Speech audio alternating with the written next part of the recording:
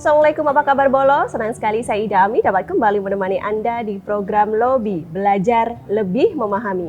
Lobby kali ini kerjasama dengan DPRD Kota Surabaya. Dan tema lobby kita hari ini adalah Ekonomi Kota Surabaya lewat UMKM dan dunia pariwisata. Jangan kemana-mana, saat lagi kita akan kembali.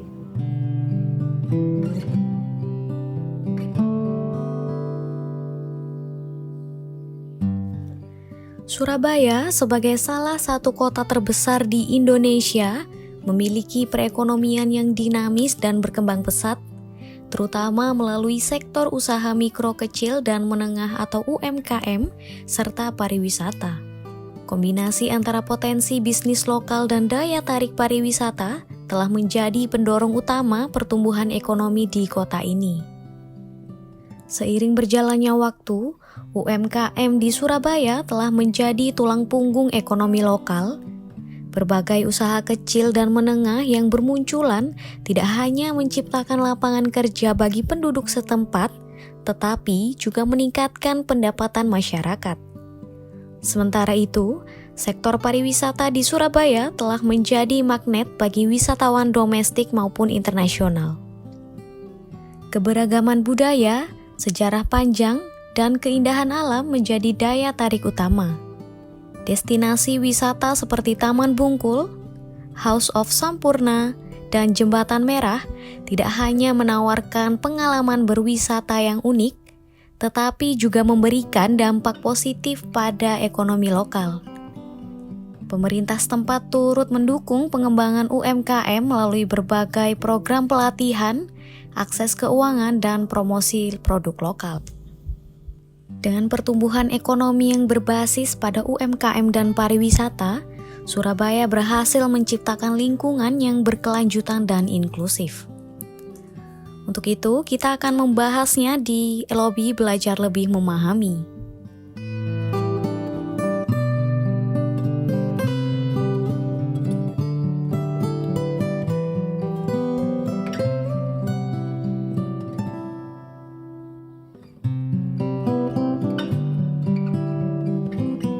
Boleh itu tadi cuplikan tentang tema lobby kita hari ini, dan sudah hadir di tengah-tengah kita narasumber. Beliau adalah Komisi B, Bapak Alfian Limardi. Apa kabar? Nah, biasanya kita panggil Bro Al begitu ya. Saya panggil Bro Al gitu biar enak. Boleh. Oke, boleh, siap boleh. Bro Al. Oke, baik, tema hari ini adalah ekonomi Kota Surabaya lewat UMKM dan dunia pariwisata nih Bro Al. Oke, nah kita ketahui bahwa Raperda tentang pariwisata tapi belum dibahas di Pansus begitu ya, betul ya? Nah, ini Raperda tentang pariwisata ini mengatur tentang apa saja Bro? Jadi sebenarnya di rancangan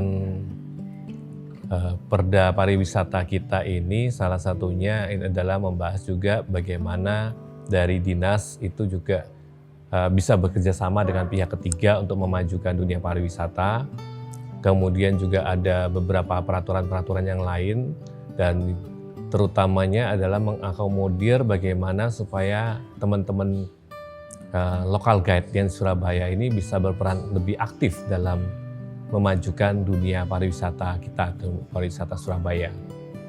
Dan kondisinya sekarang ini, Raperda ini memang baru di paripurna, masih perlu dibahas lagi di Banmus untuk dibentuk pansusnya, seperti itu. Jadi pansus atau panitia khusus ini masih belum dibentuk. Jadi kenapa belum dibahas? Karena memang anggotanya sendiri masih dibentuk begitu ya Bro ya?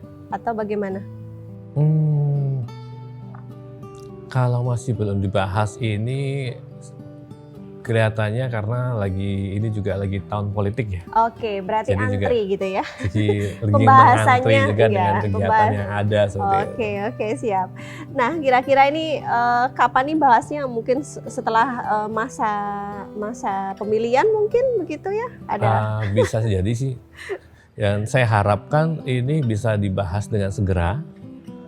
Dan kenapa seperti itu? Karena kalau kita melihat dari kondisi pariwisata Surabaya ya, terutama pada saat Alfian bincang-bincang dengan teman-teman perhotelan seperti itu, kan mereka sebenarnya pingin gimana ya Bro Al supaya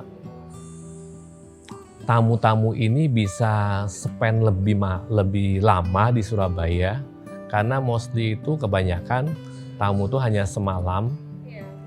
Karena dia transit, entah transit di Bromo atau dia transitnya ke Ijen seperti itu. Nah,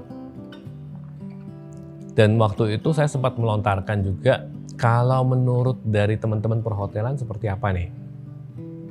Nah, dari sana mereka mengungkapkan bahwa memang harusnya ada satu kita bilang satu terobosan dalam pariwisata kita. Kita harus mengakui bahwa pariwisata kita dalam bidang alam kan masih kurang. Namun apa yang bisa kita tingkatkan adalah di bidang event. Kita harus perbanyak event seperti itu. Karena saya melihat sebenarnya kondisi Surabaya itu juga mirip dengan kota yang maju seperti kayak di Singapura yang sebenarnya secara alam juga masih kurang. Tapi apa yang membuat mereka itu sering didatangin oleh pariwisata tamu karena salah satunya event yang banyak. Dan event ini tidak harus dalam bentuk pertunjukan saja, tapi juga bisa dalam bentuk yang lainnya seperti itu. Jadi bukan cuma event musik, tapi kita juga bisa menggandeng teman-teman komunitas motor seperti itu. Jadi bikin event motor seperti yang saya pernah ikutin juga di Bali waktu itu, Fast Power Days. Kita kumpulkan itu. Dan acara ini kita buat secara periodik, dia berkelanjutan. Jadi sudah menjadi agenda tahunan dari pariwisata Surabaya. Gak harus exactly date-nya, tapi setidaknya bulannya itu jelas. Entah itu mau buat 1 tahunan atau mau buat 2 tahunan. Iya. Dan diperbanyak mungkin ya dari klub-klub seperti itu mungkin. Klub, kemudian juga kita juga punya kan yang wisata kuliner yang rujak kan itu. Nah itu kan tahunan. Tapi juga perlu jelas tiap bulan berapa ini kita buatnya. Biar nantinya dari dinas itu bisa menginformasikan ke semua tour agent atau baik yang ada di kota Surabaya ataupun secara nasional ataupun juga secara internasional bahwa kalau di bulan ini ke Surabaya mereka bisa menikmati apa saja. Iya. Jadi schedule-nya jelas gitu ya, setidaknya ada nilai lebih pada saat mungkin pariwisata atau istilahnya orang-orang yang berkunjung begitu ya, sengaja menempatkan event itu gitu ya. Oke, Bro Al, kita tahu sendiri bahwa Surabaya ini adalah kota besar kedua di Indonesia begitu ya. Nah, selain kota jasa, Surabaya ini mengembangkan pariwisata, betul ya. Nah, saat ini seperti apa sebenarnya potensi pariwisata di Surabaya sendiri? Kalau kita bicara potensi pariwisata di Surabaya, kalau secara alam itu kita harus akui bahwa kita kurang. Namun yang menjadi salah satu kebanggaan Surabaya karena hanya satu-satunya Surabaya ini kota yang mendapat julukan kota pahlawan. Berarti seharusnya wisata yang dijual itu wisata juga yang berkaitan dengan nilai-nilai patriotisme, kebangsaan, nilai nasionalisme, dan itu harus dibungkus dengan humanisme juga. Dan ini seharusnya punya potensi yang besar gitu.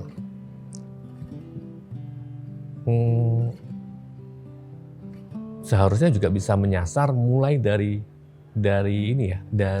anak sekolah sebenarnya. Jadi mulailah, seharusnya dari dinas berkolaborasi dengan teman-teman dari dinas pendidikan begitu. Pendidikan, kemudian juga berkoordinasi dengan kementerian juga, plus pastinya juga berkoordinasi dengan teman-teman yang ada di lapangan, seperti teman-teman guide. Di sini kan juga ada nih komunitas yang namanya HPI, Himpunan Pramuwisata Indonesia, yang levelnya juga sudah nasional. Seharusnya bisa di ini. Dan saya sempat ketemu dengan teman-teman HPI yang punya ide adalah membuat suatu paket wisata namanya itu heroic trek seperti itu. Jadi mengunjungi wisata yang berkaitan dengan kepahlawanan. Mulai dari Tugu Pahlawan, kemudian juga ada rumahnya Hojo Furaminoto, seperti itu. Kan sebenarnya banyak ya di Surabaya. Oke, sudah ada ya sebenarnya ya. Mungkin tinggal sosialisasi mungkin.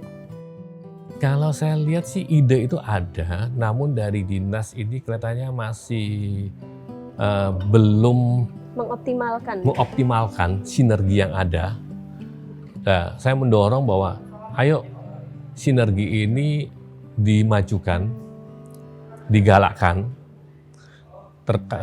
karena saya punya pemikiran bahwa seharusnya itu kita bisa maju bareng-bareng. Baik dari pariwisata, kemudian juga baik dari UMKM. Karena kita harus mengakui bahwa pariwisata itu punya efek domino yang panjang terhadap perekonomian. Jadi kalau misalnya seragam gitu kan, majunya itu kan lebih enak begitu ya, lebih ringan gitu ya. Oke, Bro Al, kita tahu bahwa banyak sekali pariwisata ini melibatkan mulai dari rumah makan gitu ya, restoran, hotel, tempat hiburan gitu. Nah ini juga bisa menjadi potensi PAD juga. Nah Komisi B ini melihatnya seperti apa? Ya betul sis. Kalau kita lihat sih sebenarnya kalau PAD kita dari rumah makan itu kan ada tuh pajak restoran. Kemudian juga karena wisatawan itu rata-rata juga mungkin banyak begitu, mereka juga menggunakan transportasi di mana ada parkirnya seperti itu kan. Nah, seharusnya dari potensi yang ada itu difasilitasi ya salah satunya.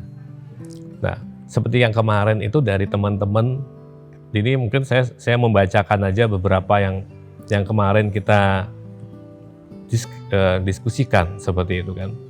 Nah, ini dari teman-teman HPI ini ada masukan tentang bagaimana kalau kita bicara pariwisata berarti harus ada polisi pariwisata yang dia tuh aktif untuk mencegah illegal guide atau guide yang liar seperti itu. Terus juga kita bilang tempat-tempat destinasi wisata itu juga harus steril. Steril dari steril apa tuh, dari Bro? Dari preman, dari pengemis, gitu ya? pungli. Kemudian juga parkir yang untuk ini juga difasilitasi juga, karena kan tidak mudah tuh mencari parkir untuk kendaraan yang begitu besar, dan juga yang pasti itu juga harus ada satu tarif gitu yang jelas. Kalau bisnya tuh parkir itu kena berapa sih? Seperti itu. Karena kadang di lokasi yang satu B dengan yang lain bisa berbeda. Di lokasi A itu beda lagi. Oke.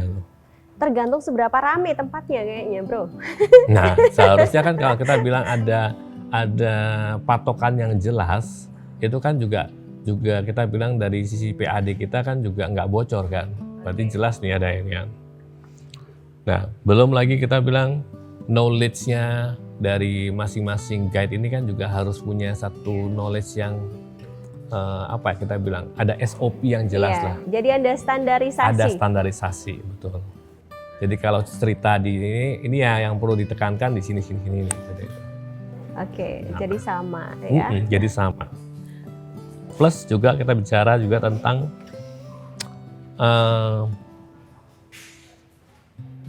kalau ini ada kaitannya dengan UMKM ya. Itu adalah bagaimana dunia pariwisata ini bisa menghargai, kebalik gitu ya. Bagaimana dunia UMKM ini bisa menghargai dari teman-teman yang bergerak di pariwisata seperti itu. Let's say kita ambil contoh seperti apa tuh? Seperti di Jogja. Oke. Sis pernah ke Jogja, jalan-jalan ke Jogja. Oke. Sering. Terus pernahkah sis ditawarin naik becak keliling-keliling hanya bayar 10.000? bundling. ya kan? Ya, jadi Nanti enggak dibawain 10.000 tuh. malahan, Bro. Dulu pernah sampai 2.000, kaget naiknya segitu jauhnya, bayar cuma 2.000. Kok bisa semurah itu? Ya kan? Dia pasti ngajak kita ke, selain ke tempat wisata juga dia akan ngajak kita ke tempat yang jual piah. Ya, belanja-belanja. Nah, belanja-belanja juga sana itu. Jual yang kaos gitu Ya. kan. Nah, ternyata teman-teman beca ini mereka itu nggak cuma mendapat 10.000 dari yang kita bayarkan, tapi ternyata juga mereka juga mendapatkan something reward atau kita bilang penghargaan dari tempat-tempat yang dikunjungi. Jadi kalau mereka membawa tamu ke sana, mereka itu ada satu penghargaan. Seperti itu. Nah, ini juga yang dilakukan di Bali. Jadi kalau ini tamu itu, jadi kalau guide itu membawa tamu-tamu itu ke satu tempat begitu, ya kayak pusat oleh-oleh begitu, itu mereka dapat. Termasuk bahkan reward atau penghargaan itu bisa di-share sama sopirnya, seperti itu. Nah, ini yang seharusnya juga dilakukan di Surabaya. Kalau kita mau bicara bagaimana teman-teman di lapangan, teman-teman guide ini bisa berkontribusi dalam memajukan UMKM kita. Gitu. Kita sudah punya SKG, tapi kita juga perlu istilahnya itu bagaimana membuat sistem di dalam SKG kita ini lebih menjual dan juga lebih punya nilai ekonomi yang lebih baik. Iya, sebenarnya sama-sama sih Bro kalau kita lihat gitu ya, si wisatawannya itu juga terbantu gitu Yes, kan, correct. diajak kemana-mana dan ya dia seneng gitu kan dikasih tahu gitu, dan sebaliknya ya yang mengantar mungkin tukang becaknya tadi juga mendapatkan reward, nggak cuma sekedar 10.000, itu mungkin behind itu di belakang itu malah dapat lebih gitu Iya, kan. iya, Nah betul, itu betul. dan si penjualnya UMKM-nya sendiri juga terbantu gitu ya, sama-sama.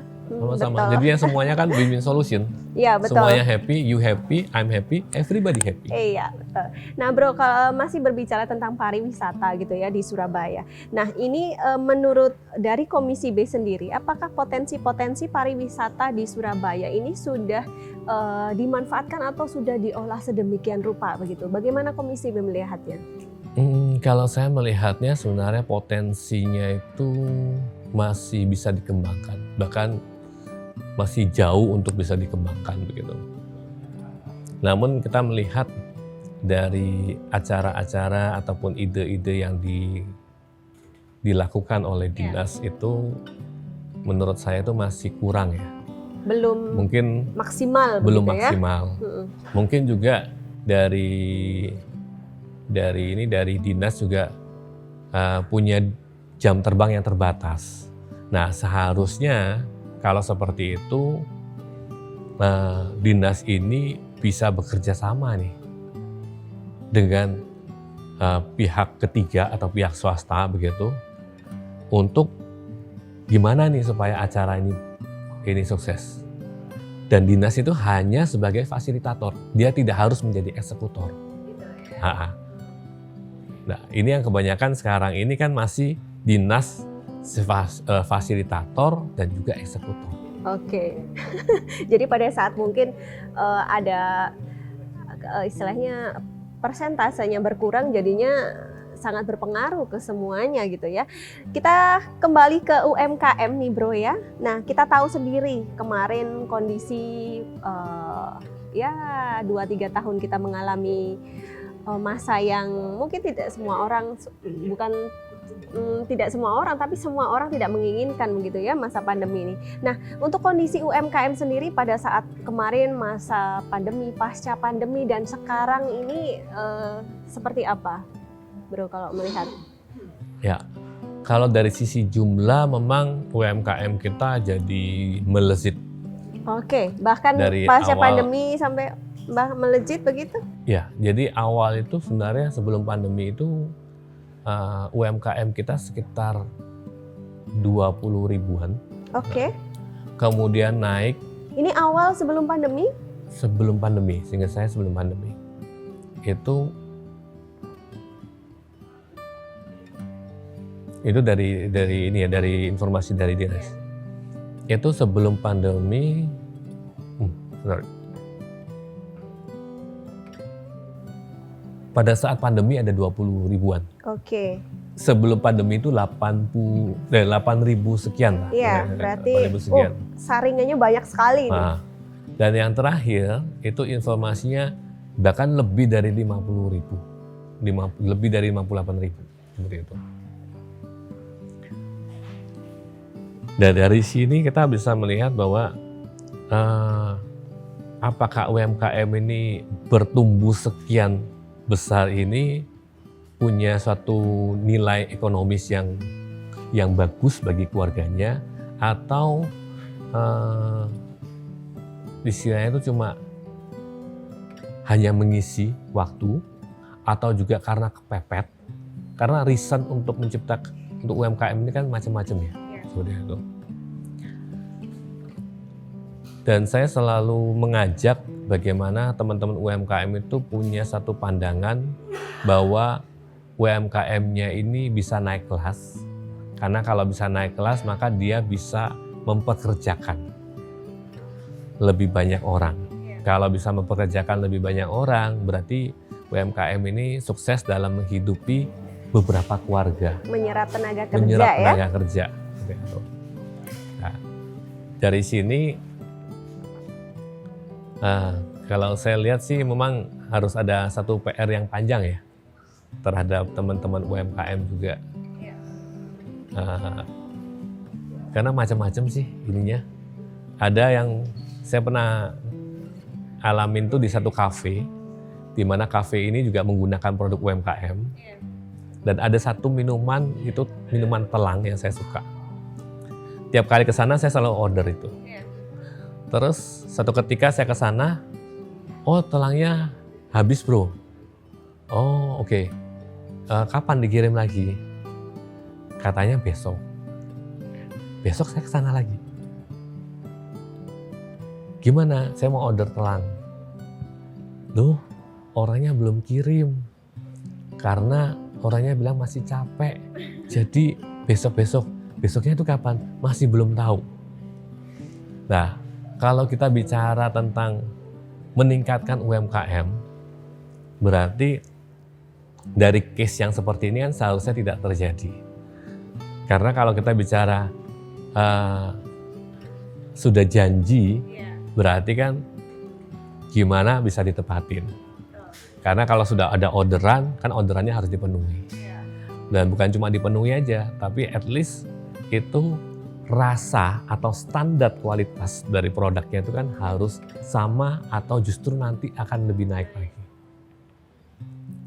Nah ini yang kelihatannya juga kita juga harus memberikan satu edukasi tentang mental ya, and mental entrepreneur. Iya. Padahal dari satu pelanggan yang puas aja itu sudah sama aja membiayai iklan senilai $10.000 itu kalau di teorinya. Ya betul. Oke. Karena kan pelanggan yang baik itu dia akan menceritakan juga. Apalagi sekarang dengan zamannya medsos, Yes, ya kan? betul. Entah itu dia posting, dia taruh di story, Iya. story Instagramnya, atau dia posting di status WA-nya, atau dia bikin TikTok seperti itu kan.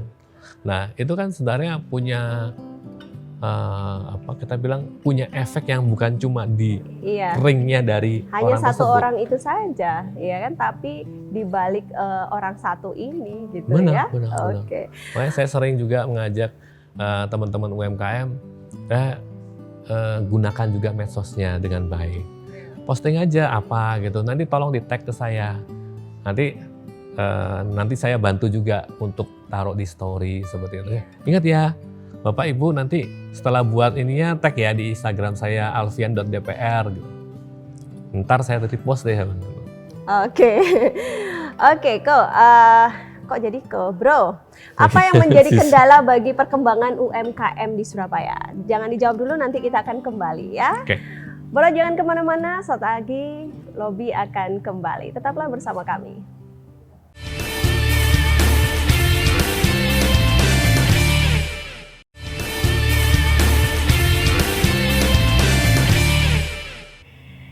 Kita kembali di Lobby belajar lebih memahami bersama dengan narasumber kita semua, Bro Alfian Limardi dari Komisi B. Oke, balik lagi di pertanyaan tadi nih Bro.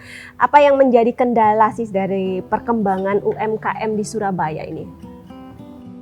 Ya, perkendala di UMKM-nya Surabaya itu kalau menurut saya itu ada dua ya sebenarnya. Ada dua. Pertama itu adalah dari sisi pemasaran. Oke. Bagaimana menjual begitu. Contohnya, saya pernah bertanya kepada ibu-ibu yang dia jual masakan UMKM. Oke. Lebih penting mana punya pengetahuan memasak dengan pengetahuan menjual? Dia jawab, memasak. Oke. Saya tanya lagi. Ibu tiap hari memasak? Iya. Kalau memasak, apakah dapat uang? Oh ya, belum tentu Pak. Belum tentu Bro Al. Kalau menjual, itu potensi untuk mendapatkan pendapatan bagaimana? Lebih besar atau sama aja dengan memasak? Dia pikir, kemudian ya lebih besar menjual ya. Nah, kemudian saya tanya lagi, makanan di Indonesia yang dijual paling banyak itu apa? Dia mikir apa ya? Terus saya bilang, saya bilang Indomie, saya bilang gitu kan. Oke, Bu, Indomie itu sebenarnya paling enak atau ada yang lebih enak lagi? Oh iya, ada yang lebih enak lagi. Tapi apakah ada penjualan yang bisa mengalahkan Indomie? Belum ada loh. Belum ada sampai sekarang ini yang penjualannya itu bisa mengalahkan Indomie. Bahkan Indomie dijual di luar negeri. Indomie bukan yang paling enak, tapi Indomie yang paling laris. Jadi lebih penting yang mana nih sekarang? Bisa menjual atau bisa memasak? Kalau idealnya memang bisa dua-duanya. Tapi kalaupun nggak bisa menjual, at least kita bisa bekerja sama dengan yang bisa menjual. Itu namanya kolaborasi, itu namanya sinergi. Dan pada saat kita mengajak orang lain yang bisa menjual, nah perlakukanlah orang tersebut itu dengan suatu etikat yang baik. Ayo kita maju sama-sama. You win, I win, everybody win. Itu yang istilahnya itu saya tekankan di sana, bahwa pemasaran. Kemudian yang kedua adalah dari sisi mental. Kenapa saya bilang mental? Karena banyak UMKM yang sudah dibina oleh Dinasis, itu pada saat dia sudah laris, itu terutama di bidang makanan ya, itu di satu tahap mereka mengurangi bahan. Akhirnya kualitasnya juga berkurang, tidak sama. Saya tanya loh, kenapa harus dikurangin bahannya? Ya biar batinnya lebih akeh. Oke, tapi bati yang lebih akeh ini hanya bertahan sekian bulan, mungkin maksimal 3 bulan. Setelah itu pelanggannya pindah, gak mau di sana lagi. Aduh sudah gak enak nih, kelihatannya saya harus cari tempat lain. Jadi kalau memang kita bicara kualitas sudah segini, ya segini atau lebih tinggi lagi, lebih naik lagi. Ini yang harusnya menjadi satu topik yang harusnya dibawa juga oleh dinas untuk selalu mengajarkan teman-teman UMKM, ayo standarnya selalu dijaga, standarnya selalu dijaga.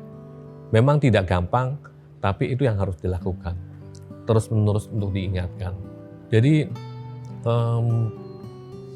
masalah mental ataupun mindset ini yang sebenarnya menurut saya menjadi satu Kendala di kendala utama UMKM-nya sendiri sebenarnya ya. kalau dilihat ini ya.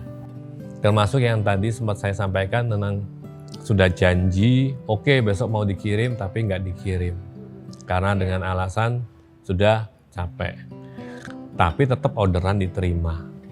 Nah itu kan di satu sisi mendingan kalau capek ya sudah, maaf ya saya nggak bisa jual dulu.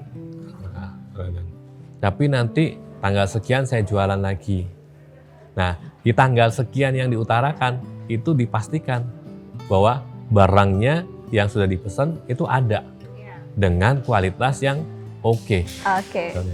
Nah ini tadi kendalanya gitu ya, termasuk juga pemasaran dan sebagainya. Nah ini bagaimana peran pemerintah sendiri untuk meningkatkan pendapatan UMKM gitu ya. Kita tahu sendiri Bro Al ya, Pemkot juga sudah menyediakan tempat untuk display produk. Nah seperti itu mungkin.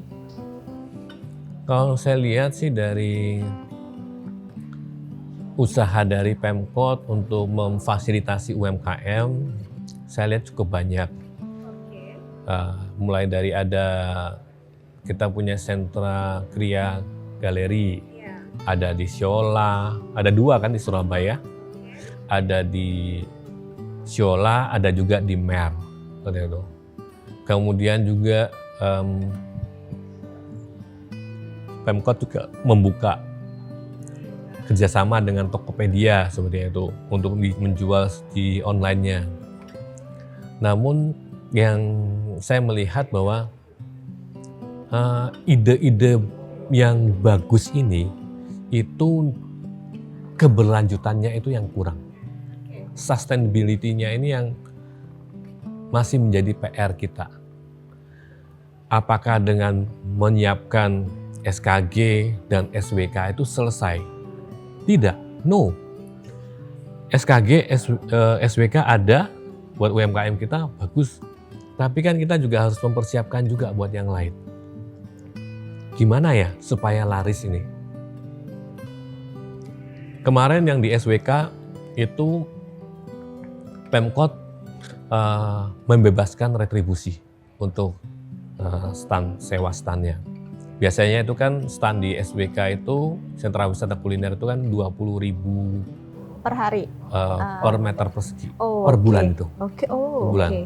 Jadi di luar dari listrik, air dan juga kebersihan. Gitu.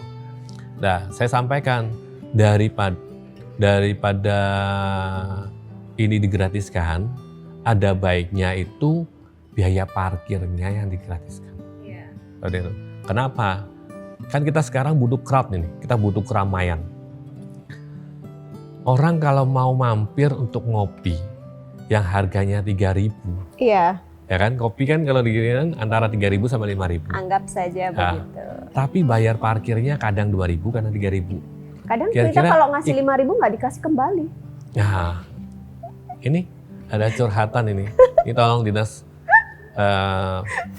Dishub. Iya, mau minta Lebih. kembali kok ya sawangannya begitu ya. Tapi kalau nggak diminta ya emang nggak dibalikin. Nah itu PR tuh. Kita harus mendengarkan dari warga kita apa ini keluhannya. Dan saya kalau masalah parkir tuh ya memang panjang lah ini ya kita punya. Apalagi kalau kita membaca komen-komen yang di Instagram gitu kan, kemarin-kemarin kasusnya yang di parkir itu begitu banyak gitu kan sebenarnya. Termasuk yang di Indomaret dan Alfamart yang tiba-tiba muncul datang nggak ada, keluar tiba-tiba muncul lagi gitu. Siluman. Siluman. Nah itu kan juga harusnya Iya, betul. bisa ditertibkan. Pada saat bisa saja free parking gitu ya, itu lebih menarik orang untuk mampir. Padahal mungkin hanya sekedar ngumpul saja karena free parking jadi nggak ragu gitu ya. Ternyata di sana kok tertarik untuk minum, tertarik untuk makan. Jadi istilahnya jadi salah satu pemicu atau daya tarik untuk orang akhirnya beli gitu ya. Padahal awalnya betul. tidak tertarik gitu. Betul. Ya hampir sama kalau kita ke convenience store itu kan kadang-kadang kita mampir untuk ke kamar kecilnya kan Iya, free. iya betul. Ada tuh keluar-keluar, Iya, habis ratusan. Nah, ini berlaku pada saat kebetulan kita berwisata ke negara orang nih, Bro. Nah, setiap kali kita berhenti, itu kita diberhentikan untuk toilet time ya, itu di sebuah toko. Sebenarnya hanya mau ke toilet saja gitu ya, tapi ternyata tidak mungkin untuk tidak berbelanja. Nah, ini menjadi apa ya? Istilahnya suatu hal yang menarik gitu ya. Nah, ini kita akan bahas kelanjutannya, Bro. Kita akan break sejenak. Boleh jangan kemana-mana, sesaat lagi Lobby akan kembali.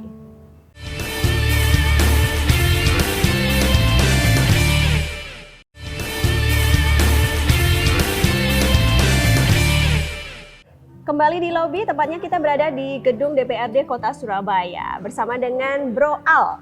Oke, Bro Al kembali lagi nih. Tadi sudah seperti itu gitu ya, pemerintah juga sudah membantu, salah satunya di kesulitan pemasaran juga. Nah, selanjutnya ini banyak pelaku UMKM yang kesulitan modal gitu ya, selain juga pemasaran gini ya. Nah, untuk urusan modal sendiri bagaimana pemerintah dalam menyikapi dan dalam membantu UMKM ini sendiri? ya kalau kita bicara modal memang menjadi salah satu kendala semua UMKM orang. kita. Ini kelihatannya ada curhat sedikit gitu ya. Nah, memang menjadi salah satu kendala yang kesekian di UMKM kita.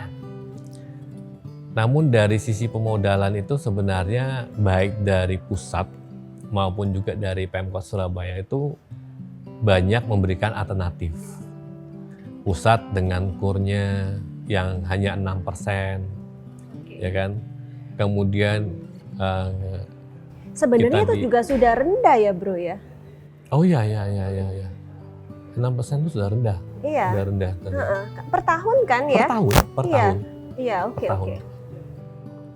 Bahkan Pemkot Surabaya itu lewat BPR SAU, Surya Arta Utama, BPR-nya Pemkot, itu untuk UMKM itu ada yang 3%, ada juga yang 5%. Oke, jadi tidak sama. Jadi, tidak sama karena dilihat dari pagu pinjamannya, pagu kreditnya. Kalau yang 3% itu maksimal di 25 juta. Maksimal seperti itu. Tapi kalau yang lebih dari itu baru nanti kenanya yang 5% itu. Oke, ya karena memang lebih sedikit untuk mengajukan istilahnya kredit sendiri itu lebih istilahnya banyak UMKM yang kesulitan atau tidak. Banyak kadang UMKM itu pada saat mengajukan kredit mungkin mengalami ada kesulitan-kesulitan tersendiri. Ini rata-rata kalau untuk pengajuan KUR sendiri ini mudah atau bagaimana? Sebenarnya cukup mudah ya untuk yang KUR ini. Namun memang menjadi salah satu tolak ukurnya itu adalah juga dari BI checking. Nah, apakah sebelumnya itu ada pinjaman?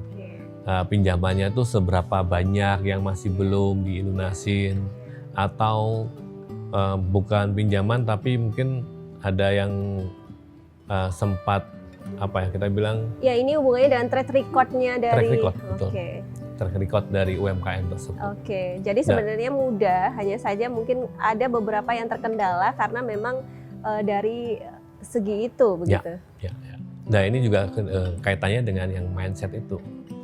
Gimana kalau memang sudah berani mengambil kredit, maka juga berani untuk melunasi.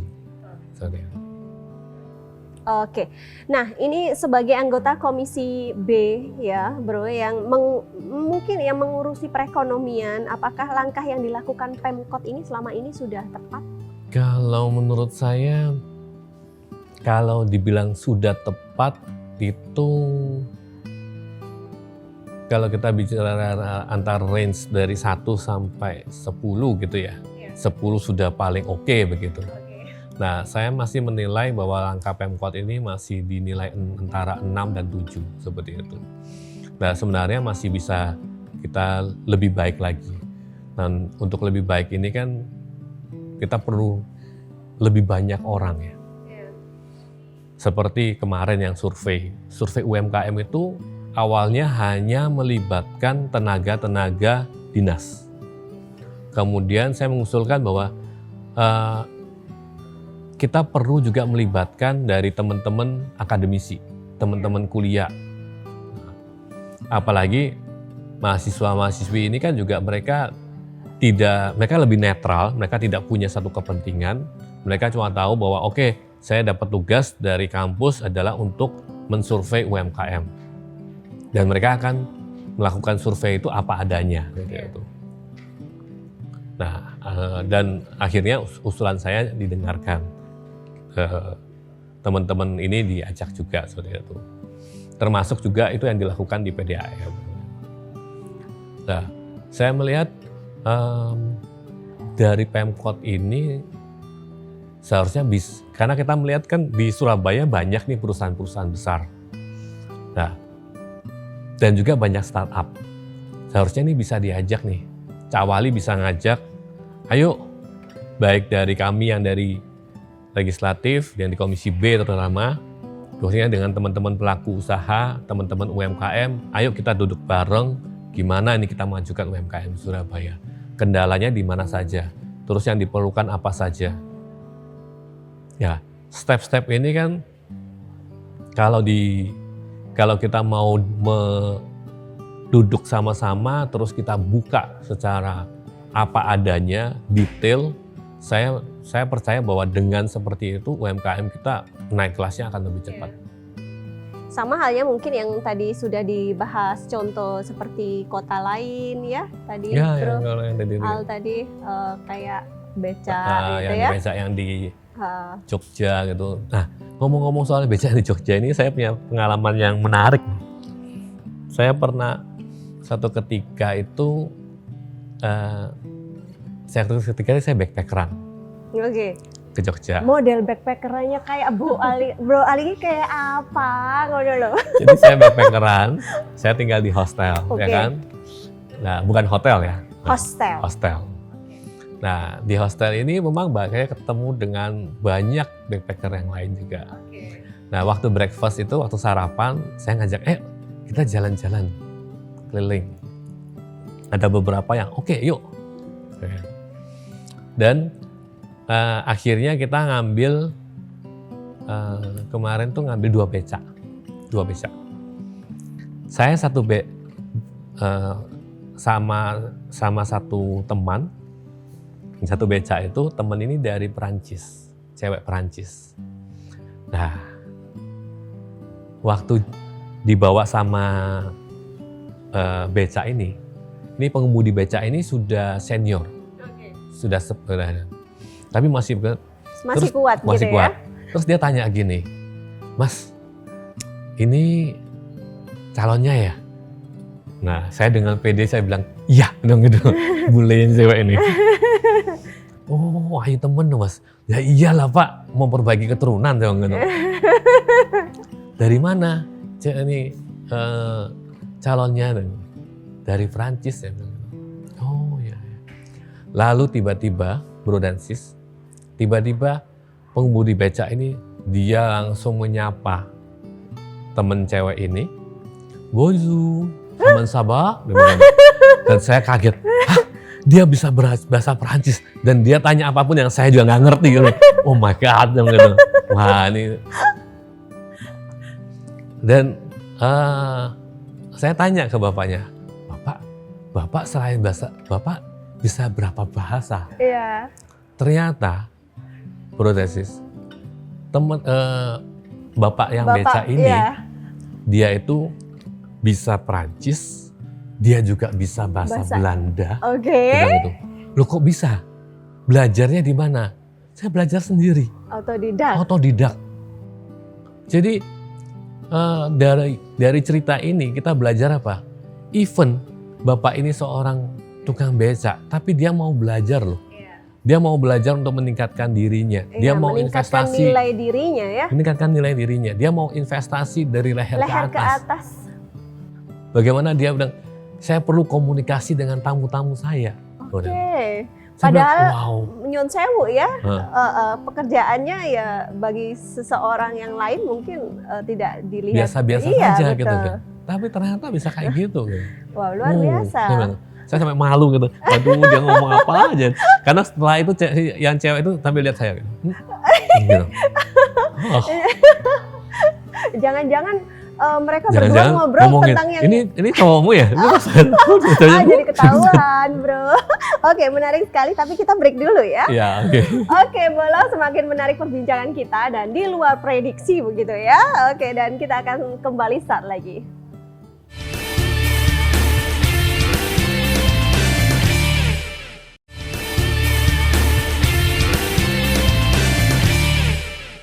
Terima kasih masih bersama Lobby Bolo. Oke, bro. Kembali lagi gitu ya, pengalaman yang luar biasa. Oke, ini adalah segmen terakhir. Nah, ini harapan Bro Al terhadap pelaku UMKM seperti apa, Bro? Mungkin bisa disampaikan. Sembari saya mungkin agak menikmati ini ya, kok ya kasihan begitu kok. Silakan dinikmati. Ini produk-produk UMKM. Wow. Bisa di zoom bener. Ya, harapan saya bahwa teman-teman UMKM ini bisa semakin maju, semakin baik, bisa naik kelas, dan harapannya adalah teman-teman UMKM mulai berpikir bahwa apabila UMKM saya maju, bukan cuma keluarganya dari pelaku UMKM tersebut yang lebih baik, tapi kita juga bisa membantu lebih banyak orang, menjadi berkat untuk banyak orang, agar keluarga yang ada itu lebih baik lagi. Mungkin kita bisa mulai dari sekitar kita.